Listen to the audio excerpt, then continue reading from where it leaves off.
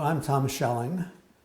I'm retired from several universities. I taught at Yale University for 5 years and Harvard University for 31 years and the University of Maryland for 15 years, and I've been retired now for 7 years. And I got into this nuclear weapons policy stuff about 50 years ago, 55 years ago. I had been studying, I had spent time in the US government during the period 1948 to 53. I was with the Marshall Plan, as it was then called.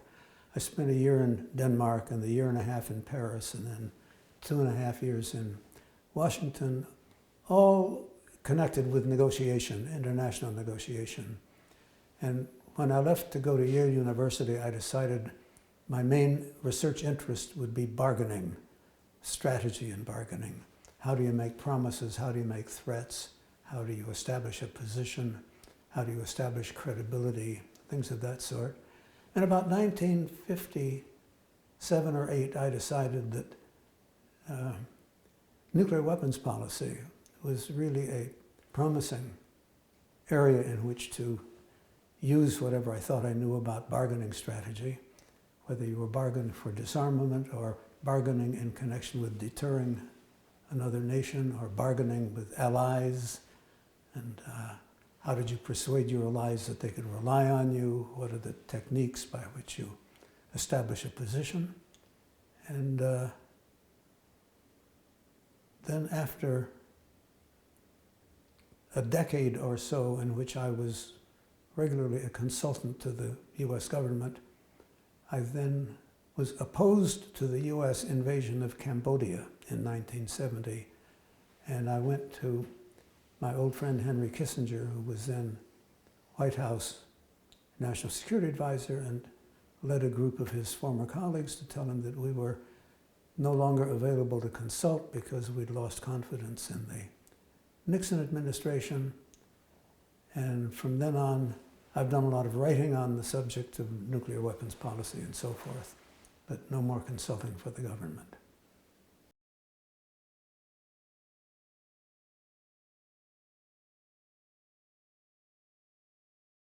It's hard to know. I distinctly remember the front page of the Washington Daily News, which was a tabloid newspaper. And they had a photograph of an atomic bomb. Of course, it wasn't Hiroshima, the bomb, because I don't think anybody photographed the Hiroshima bomb. It was the photograph of the Alamogordo test, a photograph that now everybody has seen, and that was what was made available. And then we all wondered what the impact would be on Japan. And then when the next bomb went off over Nagasaki, we got very much interested in whether this was going to end the war. And there's still a lot of dispute about whether that was necessary to end the war. But then we all began to wonder what this meant with respect to any future possibilities of war. But then until the Chinese entered the Korean War at the end of 1950, we didn't think much about the atomic bomb. It was a US monopoly at the time, and or at least a US monopoly until I guess the Soviets got it in 1949. But I think coming home from France in November of 1950 on board ship, the Chinese had already entered the Korean War. And I remember sitting in a deck chair and watching the surface of the ocean for periscopes that might have been Chinese submarines. It was a very worrisome time.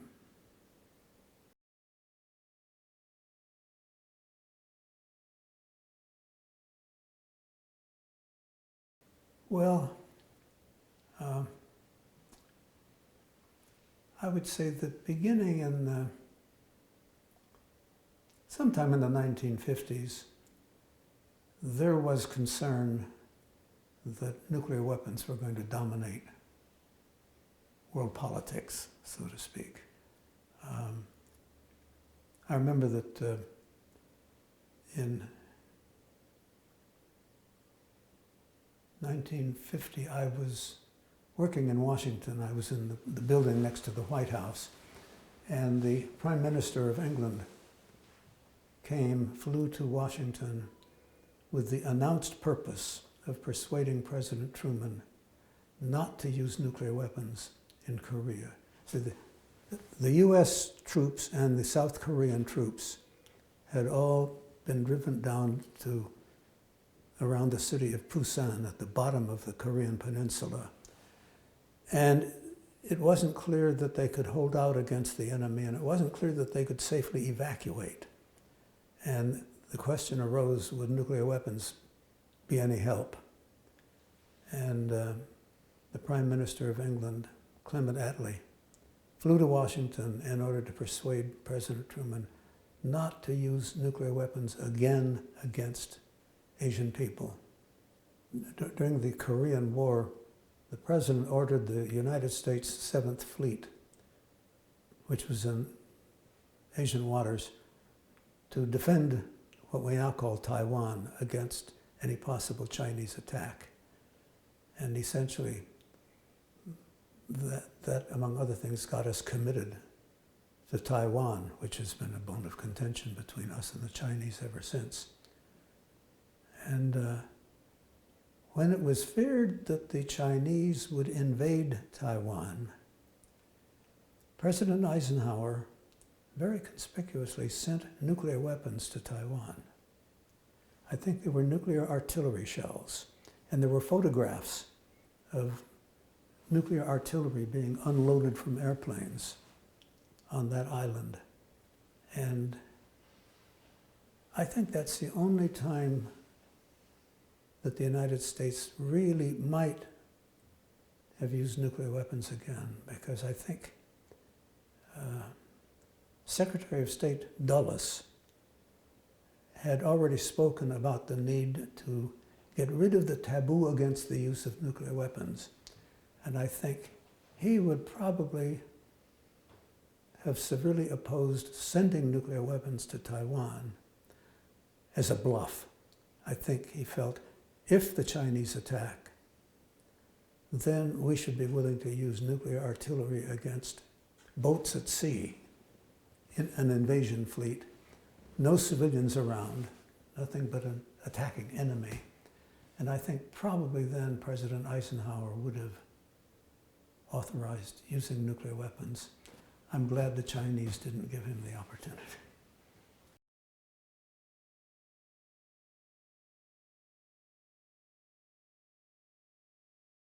Oh, obviously, yeah. And I think Eisenhower would have known that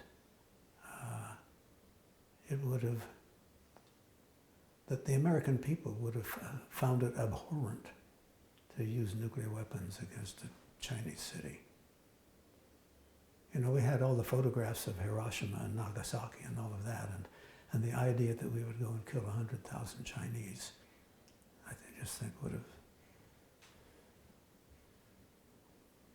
you know, been found pretty unacceptable by most Americans.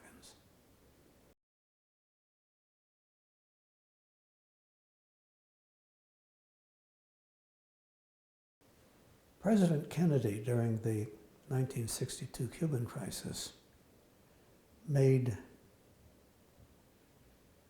what I considered a preposterous and unbelievable statement. He said, if so much as a single nuclear weapon from Cuba explodes anywhere in the Western Hemisphere, we will treat that as a Soviet nuclear attack on the United States, and we will retaliate with a full nuclear attack on the Soviet Union. Now, I don't know who wrote that into his speech. He said that Monday night when he was on television telling the people about initiating the crisis. Nothing could have been further from the principles he had espoused about the role of nuclear weapons. Nothing could have been more preposterous than to say if some Cuban army colonel gets hold of a nuclear weapons and cause it to fire and blow up in Mexico, we will launch all-out thermonuclear war against the Soviet Union. That would have been against any common sense or against any stated principle he had. I can't believe the Soviets believed him, but that made it sound as if we were on the brink of an all-out nuclear war. I've never been able to understand why the Soviets had nuclear weapons in Cuba. I believe for a long time, and I'm not sure now, but I believe for a long time that those missiles didn't have nuclear weapons. That I thought there's nothing Khrushchev could achieve with nuclear weapons in those missiles that he couldn't achieve if the missiles were dummies, that is, empty without nuclear weapons, because he couldn't have ever wanted to use them to defend against an American attack on Cuba. And if they were there to intimidate the Americans, to prevent an attack on Cuba, then as long as we believed they had warheads, that would serve the purpose. We did believe it, and I'm not sure that we knew. We just assumed.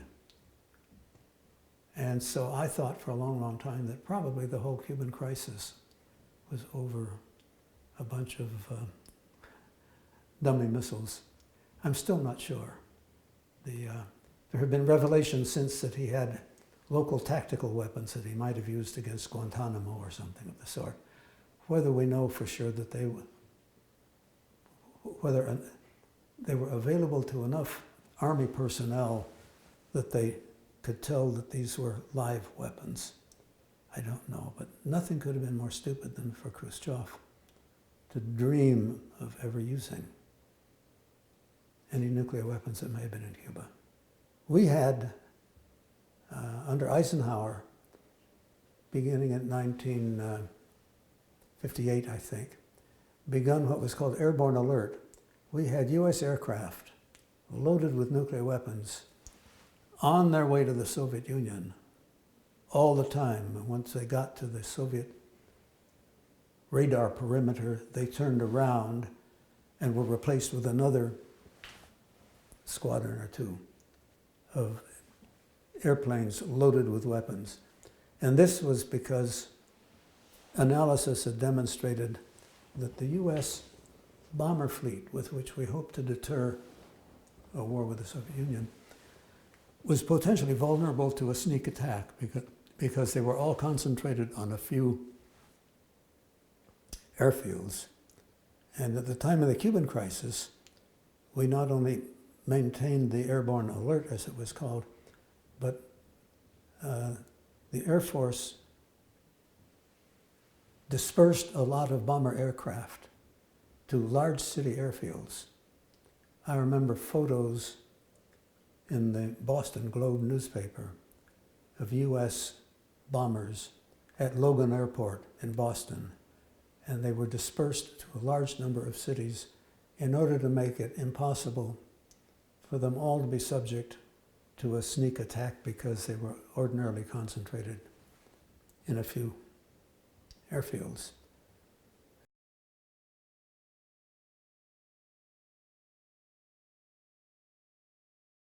No, US nuclear policy was not well designed for the first 15 years.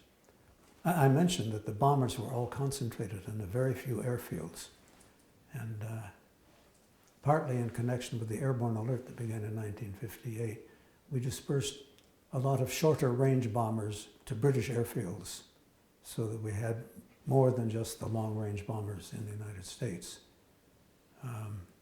But it was really there was a study done for the president by, it's called the Gaither Report, a man named Gaither, who did a study which, based on a lot of work that had been done by the RAND Corporation, which was an Air Force civilian think tank, the Gaither report made clear that our bomber force was potentially vulnerable to a Soviet surprise attack. And then Eisenhower and Khrushchev agreed on a Geneva conference on what was called measures to safeguard against surprise attack. And it was then also that it was agreed, we don't want the Soviets to be vulnerable to a surprise attack, because the only circumstance in which they would consider attacking us would be if they thought we were about to attack them. The advantage of initiating would be so great. And actually, this was nicely articulated later by Defense Secretary McNamara, who in 1962, I think, or 61, was explaining to the Senate why we were abandoning two large missiles and going in for the Navy's submarine-launched missile and another smaller missile that could be dispersed and less concentrated. He explained to the Senate that this was all in the interest of making sure that our retaliatory force was invulnerable. And then he added, and we hope the Soviets do the same thing. And the senators asked, we understand why you want our force to be invulnerable, but why don't you want the Soviet forces to be vulnerable in case of war? And McNamara said convincingly, the only time we could ever possibly expect a Soviet attack would be if they expected an American attack. And we don't want them to believe that they are vulnerable to a US surprise attack. We want them to feel secure enough that they will never think that it's prudent to initiate nuclear war.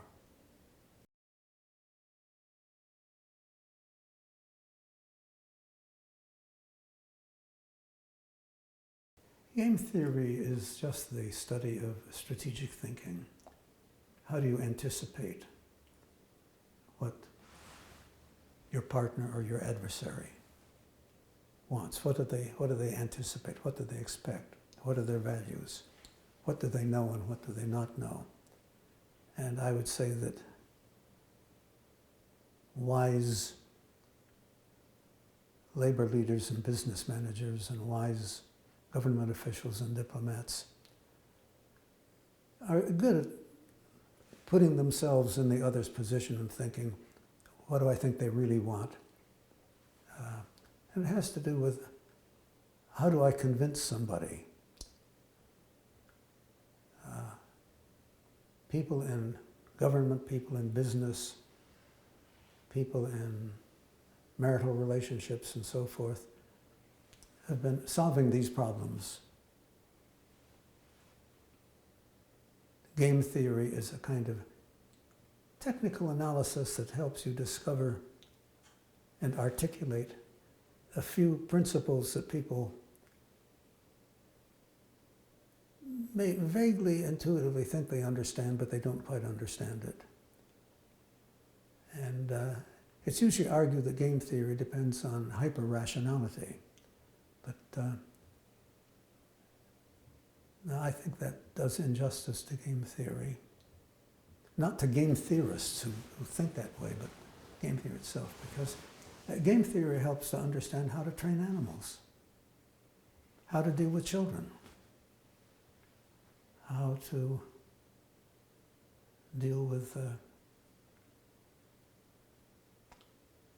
let us say, somebody wants to hold you up.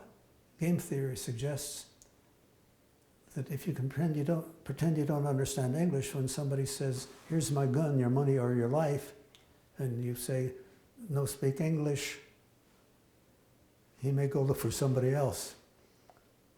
Or if he holds out a gun like this and you say, no thank you, no need gun. And he thinks you think he wants to sell you a gun, he's likely to leave you by. And the question, what constitutes irrationality? Is it irrational to be deaf, to not know somebody's language? Is it irrational to be inebriated so you can't think straight?